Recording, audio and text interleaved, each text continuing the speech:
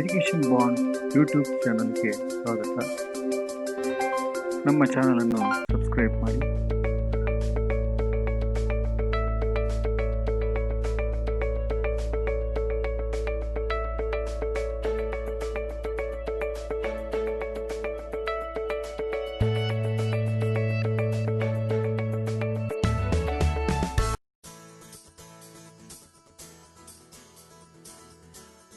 आइए बच्चों, आज हम 10वीं कक्षा गिल्लू पाठ से संबंधित पाठ टिप्पणी देखेंगे. एक वाक्य में उत्तर लिखिए. गिल्लू का बच्चा कहाँ पड़ा था? उत्तर: गिल्लू का बच्चा गमले और दीवार की संधि में पड़ा था. लेखिका ने कौवे को क्यों विचित्र पक्षी कहा है? लेखिका ने कौवे को इसीलिए विचित्र पक्षी कहा है कि एक साथ समाधारित, अनादरित, अति सम्मानित और अति अवमानित है.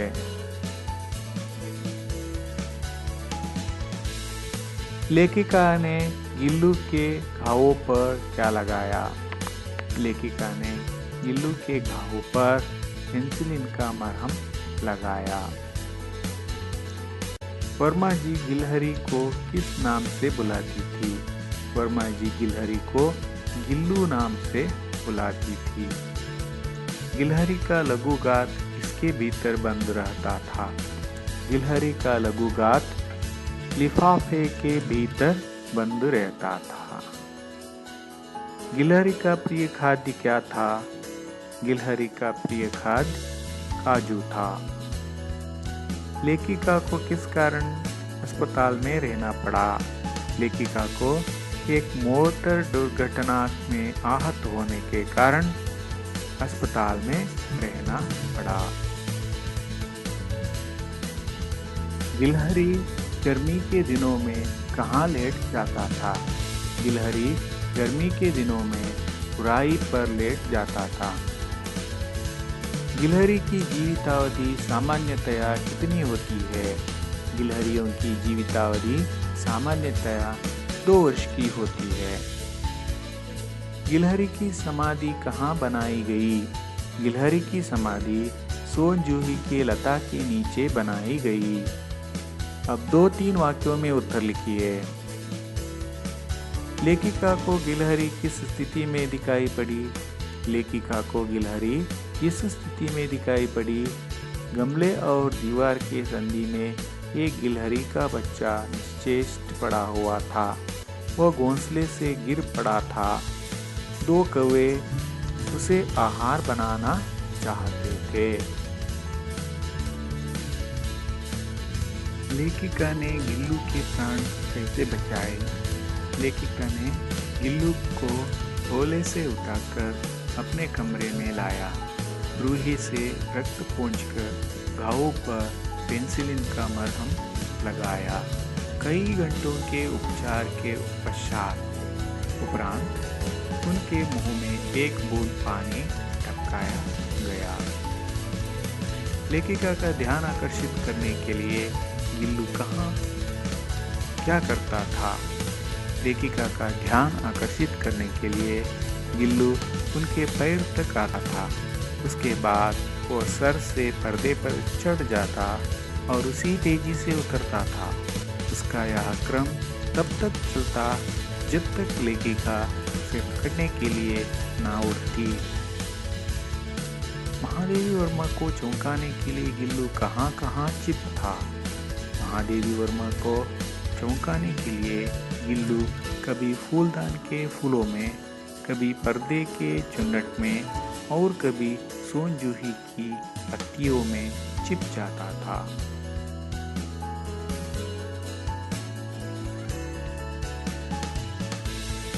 गिल्लू ने लेखिका के गैर हाजिरी में दिन कैसे बिताए? गिल्लू लेखिका के गैर हाजिरी में बहुत उदास रहता था. अपना प्रिय खाद्य काजू बहुत कम खाता था. लेखिका घर आने तक गिल्लू अकेलापन महसूस कर रहा था. अब 4-5 वाक्यों में उत्तर लिखिए. गिल्लू के कार्यकलाप के बारे में लिखिए।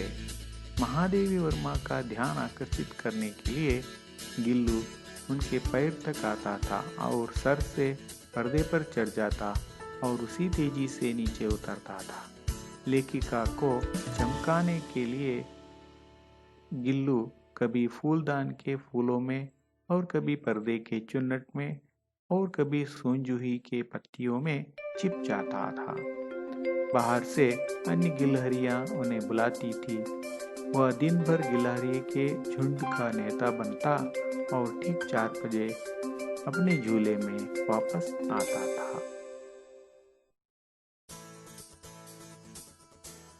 लेखिका ने गिलहरी को क्या क्या सिखाया? लेखिका ने गिलहरी को लिफाफे में बैठना सिखाया। जब लेखिका खाना खाने बैठती तब गिल्लू उसके थाली में बैठ जाना चाहता था। लेखिका ने बड़ी कठिनाई से उसे थाली के पास बैठना सिखाया।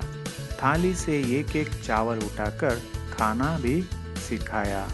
इस प्रकार लेखिका ने गिल्लू को सही तरीके से काम करना सिखाया। गिल्लू के अंतिम दिनों का वर्णन कीजिए। गिलहरियों के जीवन की अवधि 2 वर्ष से अधिक नहीं होती, अतः गिल्लू के जीवन यात्रा का अंत आ ही गया। दिन भर उसने ना कुछ खाया ना बाहर गया। पंजे इतने ठंडे हो गए थे कि लेखिका ने हीटर जलाकर उन्हें उष्णता देने का प्रयत्न किया, परंतु प्रभात की प्रथम किरण के साथ ही वहां चिर निद्रा में सो गया। गिल्लू के प्रति महादेवी वर्मा जी की ममता का वर्णन कीजिए। महादेवी वर्मा जी ने गिलहरी के बच्चे के घावों पर पेंसिलिन का मरहम लगाकर उसका प्राण बचाया। रहने के लिए झूला लगाकर उसे गिल्लू नाम के साथ सम्मानित किया। गिल्लू को खाने के लिए काजू तथा बिस्कुट दिया। थाली में से एक एक चावल उठाकर खाने को सिखाया। अन्य गिलहरियों के साथ उछल कूद करने के लिए अवश्य दिया। गिल्लू के अंतिम दिनों में उसे बचाने की पूरी कोशिश भी की और उसकी मृत्यु के बाद समाधि भी बनाई। इस प्रकार महादेवी वर्मा जी ने गिल्लू के प्रति अपना ममता को दर्शाया है। रिक्त स्थान भरिए। यह डैश भी विचित्र पक्षी है। यह काकभुशुंडी भी विचित्र पक्षी है। उसी बीच मुझे डैश में आहत होकर कुछ दिन अस्पताल में रहना पड़ा। उसी दिन मुझे मोटर दुर्घटना में आहत होकर कुछ दिन अस्पताल में रहना पड़ा। गिल्लू के जीवन का प्रथम डैश आया। गिल्लू के जीवन का प्रथम वसंत आया। मेरे पास बहुत डैश है। मेरे पास बहुत पशु पक्षी हैं। गिल्लू का डैश का अंत आ ही गया। गिल्लू का जीवन यात्रा का अंत आ ही गया।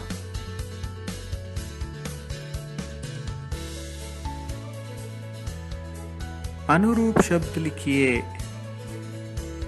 1907 महादेवी वर्मा जी का जन्म। 1987 महादेवी वर्मा जी का निधन। गुलाब पौधा, सोनजूही लता। हंस सफेद, कौवा काला। बिल्ली म्याओ म्याओ, गिलहरी चिक चिक। कन्नड़ में अनुवाद कीजिए। कई घंटों के उपचार के उपरांत मुंह में एक बूंद पानी टपका गया। ಹಲವು ಗಂಟೆಗಳ ಆರೈಕೆಯ ನಂತರ ಬಾಯಿಯಲ್ಲಿ ಒಂದು ಹನಿ ನೀರು ಹಾಕಲಾಯಿತು।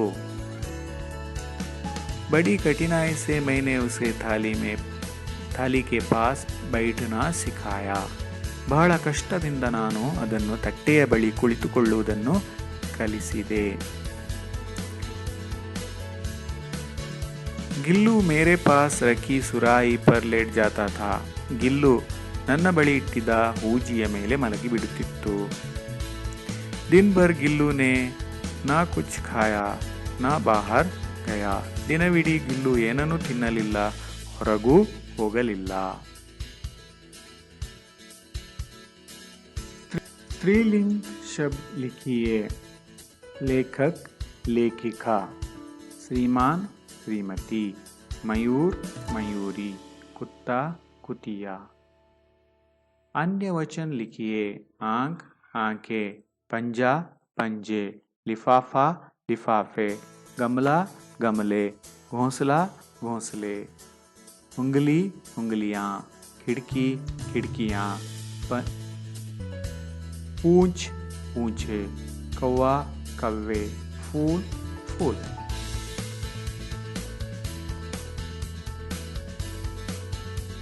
प्रेरणार्थक क्रिया रूप लिखिए. चिपकना, चिपकाना, चिपकवाना. लिखना, लिखाना, लिखवाना. मिलना, मिलाना, मिलवाना. चलना, चलाना, चलवाना. देखना, दिखाना, दिखवाना. भेजना, भिजाना, भिजवाना.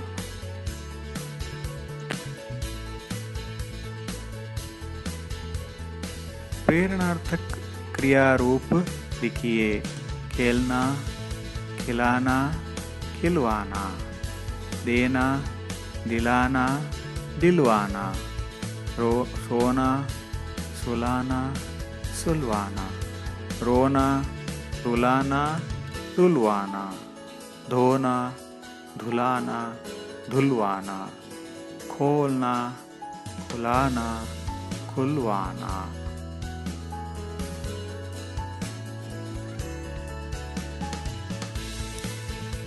प्रेरणार्थक क्रिया रूप लिखिए. पीना, पिलाना, पिलवाना. सीना, सिलाना, सिलवाना. सीखना, सिखाना, सिखवाना. मांगना, मंगवाना, मंगवाना. बांटना, बंटाना, बंटवाना. मांझना, मंझाना, मांझवाना. जांचना, जांचाना, जांचवाना.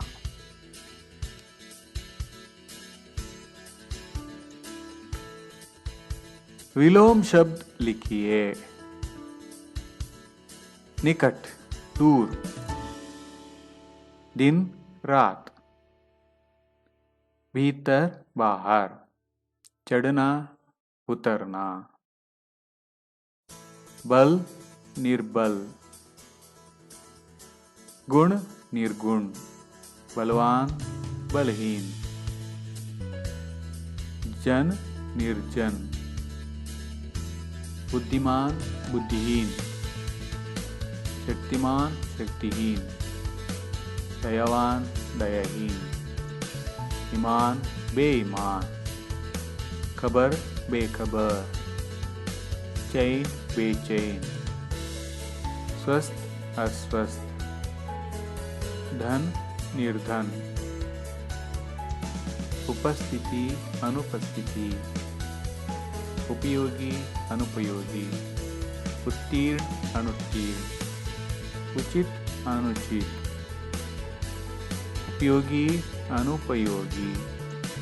प्रिय अप्रिय. दोष. समानार्थक शब्दों को चुनकर लिखिए. उपचार माने चिकित्सा, इलाज. गत माने शरीर, देह. आहार, खाना, भोजन. विस्मय, अचरज, आश्चर्य. हिम्मत, साहस, धैर्य. खोज, लाश, ढूंढ.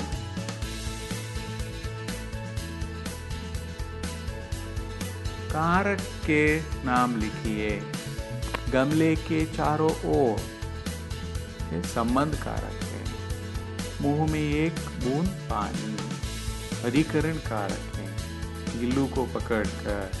कर्म कारक है, जीवन का प्रथम वसंत। संबंध कारक है, खिड़की की खुली जाली। संबंध कारक। मैंने कीले निकालकर। कर्ता कारक। झूले से उतरकर। करण कारक। सुराही पर लेट जाता। अधिकरण कारक। कुछ पाने के लिए। संप्रदान कारक।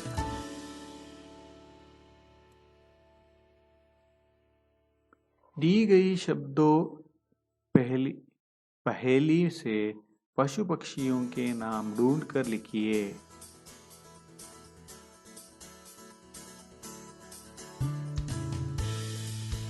इसमें से मोर, दूसरा है कुत्ता, तीसरा है मयूर, चौथा है गरुड़, पांचवा है हंस, और छठा शब्द कबूतर, सातवां शब्द है बिल्ली, आठवां शब्द है कौवा।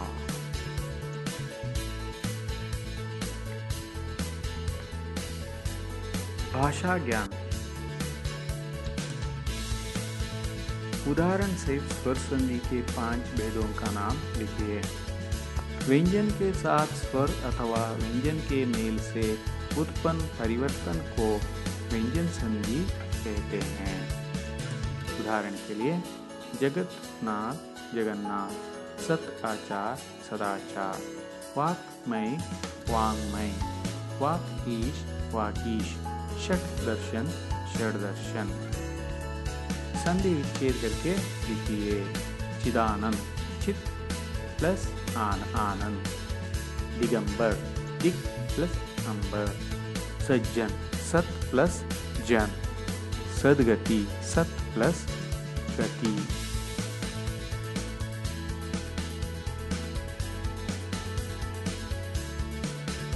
स्वर संधि और व्यंजन संधि के शब्दों की सूची बनाइए। स्वर संधि गिरीश, इत्यादि, सदैव, नयन, महोत्सव। व्यंजन संधि में सदाचार, जगन्नाथ, वागीश, षड्दर्शन, जगन मोहन।